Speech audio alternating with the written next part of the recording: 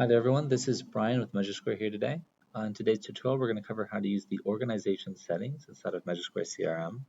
This will allow you to fill in basic organization data, including logos, company names, contact info, and headquarters addresses, and this will auto-fill into various places throughout the CRM, which we'll cover. To get started, we'll navigate to the Settings tab in the top right corner, and then we'll go down to the Organization Profile. This page is very straightforward. You'll simply need to enter in your company's logo, name, contact info, and your address as well. And then you'll just need to scroll down to the bottom and click on Save. Once you've completed this, you'll be allowed to see your logo and company name auto-filled into the various order forms, quotes, and bids throughout the system to give your documents a more personalized touch.